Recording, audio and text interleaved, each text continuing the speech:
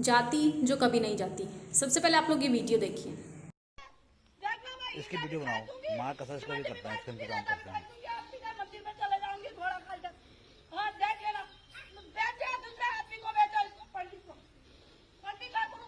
तुम लगी बुलाओ ना, यहाँ पे लगी फैसा हो जाएगा अभी। नंबर ही नहीं मिल रहा। लगी बुलाओ यार, बुलाओ बुलाओ।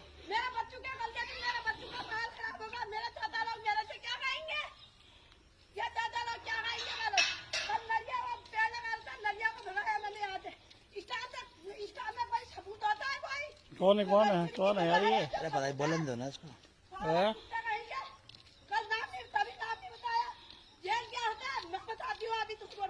तुम जाओ जाओ, काम करो अपना। सीधा फोड़ो, सीधा फोड़ो, फोड़ो फोड़ो फोड़ो ना, फोड़ो जरा, फोड़ो फोड़ो।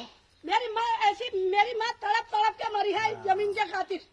देख लेना, यहाँ कोई काम नहीं करोगे, इसको बेचो और पंडित लोगों को दो। मुझे, हमें कोई नहीं रोक सकता है, कोई नहीं रोक सकता। मैं फोड़ दूं शीशा। तुम्हारी रिकॉर्डिंग बननी है यहाँ। रिकॉर्डिंग क्या कर रहे हो? रुको, थाने में जाती हूँ मैं अभी। जाओ जाओ। तुम्हारी रिकॉर्डिंग बननी, हमने क्या बोला? रुको, तुम्हारी रिकॉर्डिंग में आ रहा हूँ मैं। आ रहा हूँ। क्या कह रहे हो? तुम्हारी रिकॉर्डिंग बननी है। हाँ, तो फोड़ूंगी। रुको रुको, हमने पहले हमका पंडित, मेरी माँ ने इसको मिट्टी धो धो के खाया। मेरे पैसे वापस कर दो। मिट्टी धो धो के खाया। क्या रिकॉर्डिंग कर रहे हो? मेरे पैसे वापस कर दो। जाओ, तुम जाओ ना, अपना काम करो। क्या रिकॉर्डिंग कर रहे हो? अरे मैं मार दूंगी। अरे क्या है तुम्हारा चक्कर, ये बताओ। मेरे को यहाँ पर माहौल अच्छा नहीं लगता। हरिजन के सामने, तुम कुछ बोलो, अभी चल जाएगा बता। हरिजन के सामने माहौल अच्छा नहीं लगता। यहाँ पर मेरे सब इस्तर मित्र लोग आते हैं। चल जाएगा, पता चल जाएगा। ये वीडियो है उत्तराखंड के हल्द्वानी जगह से, जिसमें एक ब्राह्मण महिला इस बात से दुखी है कि उसके घर के बराबर वाली ज़मीन पे दलित फैमिली रहने आ गई है। उस ज़मीन को दलित फैमिली ने खरीद लिया है। वो इस बात से ज़्यादा परेशान है कि उसका धर्म भ्रष्ट हो जाएगा। अगर वो दलितों के बीच रहेगी, उसका धर्म भ्रष्ट हो जाएगा, उसकी धार्मिक कट्टरता को आहत पहुंचेगा। अगर वो दलितों के बीच में रहेगी या दलित उसके घर के आसपास रहेंगे, वो और उसका घर अपवित्र हो जाएगा। क्या आप अभी भी अंदाजा लगा सकते हैं कि जाति भेदभाव वाकई में ख़त्म हो गया है? ऐसी तमाम वीडियो न जाने तमाम हमारे सामने आती हैं, और ऐसी न जाने कितनी घटनाएं हमारे आसपास घटित होती हैं।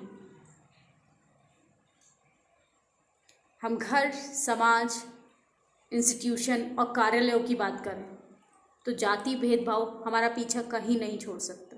जाति एक ऐसा अभिशाप है जो कभी नहीं जा सकता। पुरुषों को महिला के साथ भेदभाव करना है, हिंदू को मुस्लिम के साथ भेदभाव करना है, सवर्णों को दलितों के साथ भेदभाव करना है, अमीर को गरीब के साथ करना है। मतलब भेदभाव की जो प्रक्रिया है वो आपके मरते दम तक पीछा नहीं छोड़ेगी। भारत में तो बिल्कुल नहीं छोड़ेगी, क्योंकि भारत की जो राजनीति है वो जातीय भेदभाव पर ही आधारित है।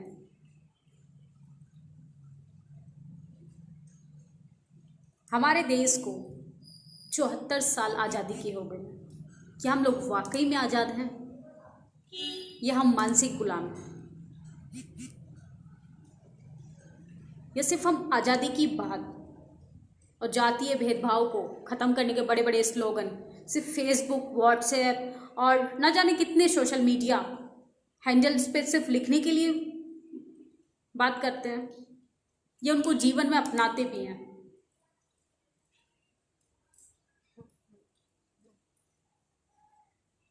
एक पुरुष एक महिला को इस कदर, अगर एक परिवार की बात की जाए, एक पुरुष एक महिला को इस कदर टॉर्चर करता है, इस कदर उसको साथ भेदभाव करता है कि जैसे उसने एक महिला होकर पाप कर दिया हो।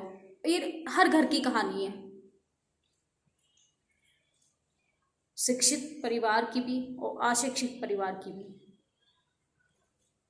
जेंडर को, धर्म को लेके न जाने कितने आधारों पे हम लोग भेदभाव करते हैं लोगों के साथ। अगर कुछ आधार नहीं भी मिला, हम लिबरल होने का, एलिट क्लास होने का शो ऑफ भी करते हैं, तो हम इकोनॉमिक कंडीशन पे, आर्थिक आधार पे भेदभाव करते हैं लोगों के साथ, कि हम इस कदर मानसिक गुलाम हैं, और कट्टरता को इस कदर हमने बरकरार रखा है कि शायद हम नहीं निकल सकते इन सब चीज़ों से।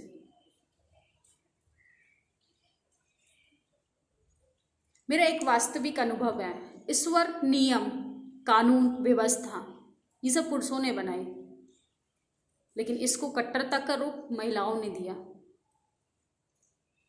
क्योंकि महिला को भावनात्मक रूप से पुरुषों की अपेक्षा ज़्यादा आहत पहुंचता है। उनकी आस्था पे कोई सवाल ना करे, उनके धर्म पे कोई सवाल ना करे। जिस धर्म ने उनको मानसिक गुलाम रखा, जिस धर्म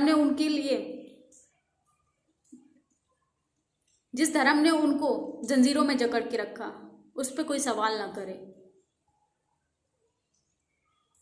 क्योंकि उससे उनकी भावनाओं का हनन होगा।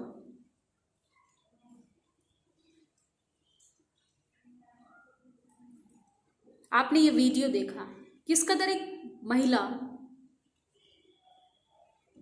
अपनी नफरत का प्रदर्शन हमारे सामने रखती है, कि इस बात से अंदाजा लगा सकते हैं कि उस महिला के अंदर जातीय भेदभाव किस कदर होगा, कि 21वीं शताब्दी में भी हम जातीय भेदभाव को झेल रहे हैं, और न जाने कितने वर्षों से। अरे दलितों ने तो अपनी जमीन को हमेशा से छोड़ा है, और आज भी ये बरकरार है। पहली बात तो ये है कि दलित बहुत गरीब होते हैं, उनके पास, बेचारों के पास खाने तक के लिए, वो लोग खाने तक के लिए मोहताज होते हैं। और जब उनके पास ज़मीन खरीदने के लिए कुछ चंद पैसे हो जाते हैं ज़मीन खरीदने के लिए, तो उनके आस पड़ोस के लोग इस बात से ज़्यादा परेशान हो जाते हैं कि एक शेड्यूल कास्ट, एक दलित परिवार कैसे ज़मीन खरीद सकता है, यह कैसे रहने आ सकता है।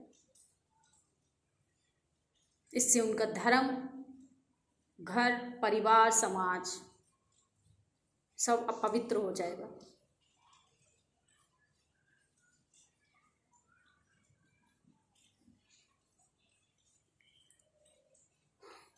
जातीय भेदभाव खत्म करने के लिए पुरुषों को और महिलाओं को, और पुरुषों की अपेक्षा महिलाओं को ज़्यादा पढ़ने की ज़रूरत है।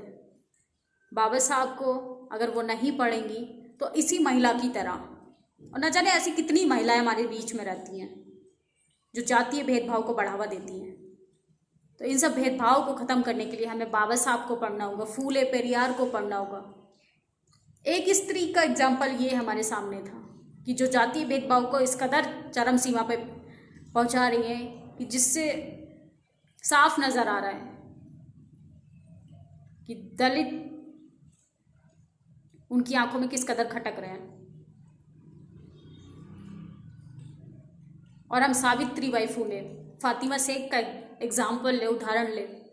वो एक महिला है जिसने बिना किसी जातीय भेदभाव के सवर्ण बच्चों को भी शिक्षा देने का काम किया। डॉक्टर बी आर अम्बेडकर जिन्होंने महिला समाज को इसी धार्मिक कट्टरता से, इसी मानसिक गुलाम से निकालने के लिए उन्होंने हिंदू कोड बिल पेश किया। जो महिला हिंदू कोड बिल पढ़ेगी, मुझे नहीं लगता वो जातीय भेदभाव करेगी। और इसमें पुरुषों का सबसे बड़ा योगदान है।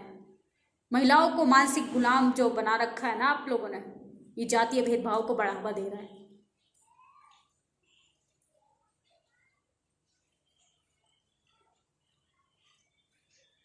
क्योंकि शिक्षा तो सवालों को जन्म देती है, और पुरुष, हमारा पितृ समाज का काम तो यही है कि महिलाओं को और दलितों को सवालों से और शिक्षा से जितना दूर रखा जाए उतना ही उनके लिए अच्छा है।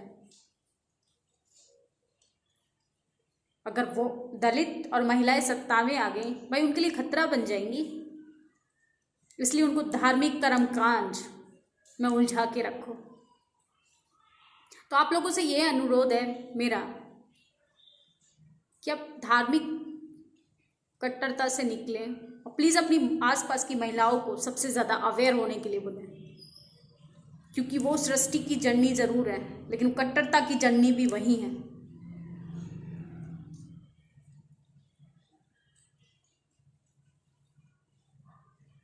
संविधान बचाओ, तभी जीवित रह पाओगे आप लोग।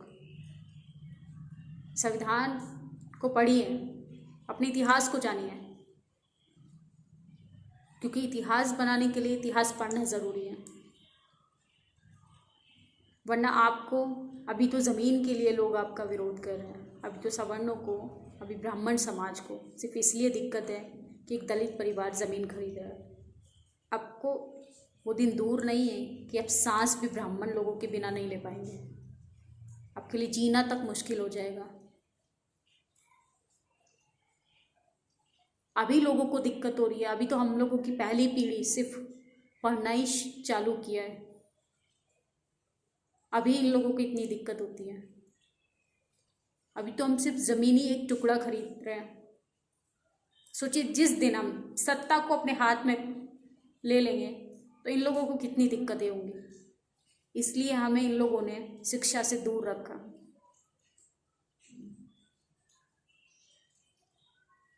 हमारी सरकार संस्कृत पढ़ने के लिए प्रोत्साहित कर रही है। जब हमें संस्कृत पढ़नी थी तब हमें ब्राह्मण समाज ने नहीं पढ़ने दिया, क्योंकि तब जातीय भेदभाव था, हम नहीं पढ़ सकते थे संस्कृत। संस्कृत तो ब्राह्मणों का विषय रहा है शुरू से। आज जब इंग्लिश का वर्चस्व है दुनिया में तो हमें संस्कृत पढ़ानी है? नहीं पढ़नी भाई हमें संस्कृत। तो आप सोचिए इस बारे में कि किस तरीके से भेदभाव हमारे पीछे है, हमारे साथ है। आप चाहे जज कलेक्टर बन जाए, लेकिन जब तक धार्मिक कट्टरता से और भेदभाव से और मानसिक गुलाम से नहीं निकलेंगे, आप कुछ नहीं कर सकते। आप लोगों की क्या प्रतिक्रिया है? अपनी राय जरूर दें। नेशनल दस्तक की आपसे गुजारिश है कि अगर इसको बचाना चाहते हैं तो नेशनल दस्तक को सब्सक्राइब करने के लिए रेड कलर के सब्सक्राइब बटन को दबाएं, फिर बेल आइकन की घंटी दबाएं। नेशनल दस्तक को बचाने के लिए बहुत जरूरी है कि हर खबर को शेयर करें, लाइक करें, कमेंट जरूर करें।